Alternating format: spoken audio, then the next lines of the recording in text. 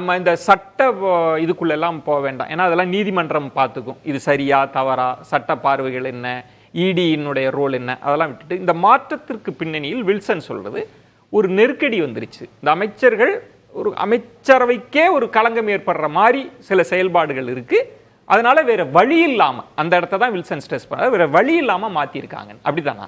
76லேயே நெருக்கடியை சந்தித்த இயக்கம் திராவிட முன்னேற்ற கழகம் 2022 வந்து திமுக ஆட்சியில் இருக்கும்போது 187 நாடுகள் கலந்து கொண்ட 44வது செஸ் ஒலிம்பியாடை பிரைம் மினிஸ்டரை அழைத்து வெற்றிகரமாக எப்படி நகர்த்தினாரோ அப்படி அரசியல் காய்களையும் மரியாதைக்குரிய முதல்வர் அவர்கள் சரியாக நகர்த்துவார்கள் என்பதற்கு இது ஒரு உதாரணமாக நான் பார்க்கிறேன்.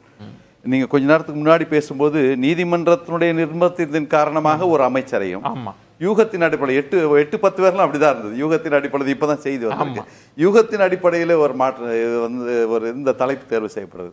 மரம் சும்மா தான் இருக்கும், காத்து இருக்க விடாதுன்னு சொல்லுவாங்களா, அது மாதிரி யூகத்தின் அடிப்படையில் பேசிட்டு இருந்தோம். இப்போ அறிவிச்சிட்டாங்க.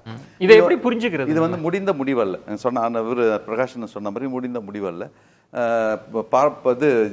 பார்ப்பன அக்ரஹாரத்தில் வந்து முன்னாள் முதல்வருக்கு வரும்போது தெளிவாக சொன்னாங்க, what was done by even accused was nothing but an assault on the constitutional அப்படின்ற மாதிரி சொன்னாங்க.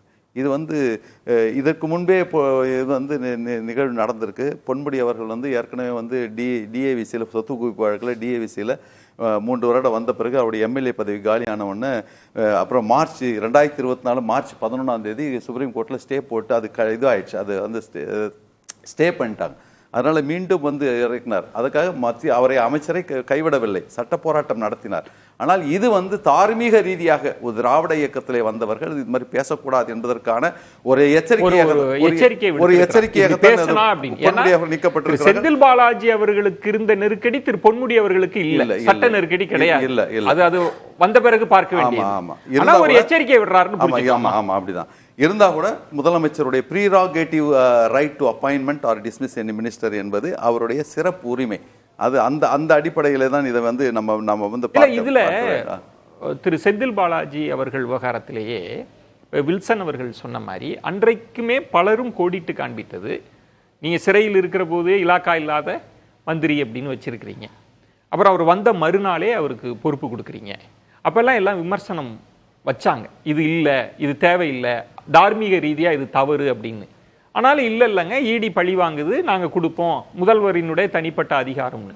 இன்னைக்கு திரும்ப நீதிமன்றமே ஒரு நெருக்கடி கொடுக்கறது வந்து திமுகவுக்கு அல்லது முதல்வரின் தனிப்பட்ட விருப்புரிமை இருக்குல்ல, அதுக்கு ஒரு சவாலா வந்துருச்சுன்னு சொல்லலாமா? பிணை கொடுக்கும் பொழுது கண்டிஷனல் தான் பண்ணாங்க, மந்திரியாக இல்லை அப்படின்ற மாதிரி தான் சொன்னாங்க. அந்த அடிப்படையில் தான் கொடுக்கப்பட்டது. ஆனால் இருந்தால் கூட வந்து சில நேரங்களிலே வந்து தவறுதலாக முடிவெடுக்க வேண்டிய சூழ்நிலை வருது. 8 மணி நேரத்தை கூட சில அதிகாரிகளுடைய பேச்சை கேட்டுக்கொண்டு 12 மணி நேரம் ஆக்கியப்படுது. தொழிற்சங்கங்களாகிய நாங்கள்லாம் எடுத்து சொன்ன பிறகு அதை மாற்றிக்கொண்டது இந்த அரசாங்கம்.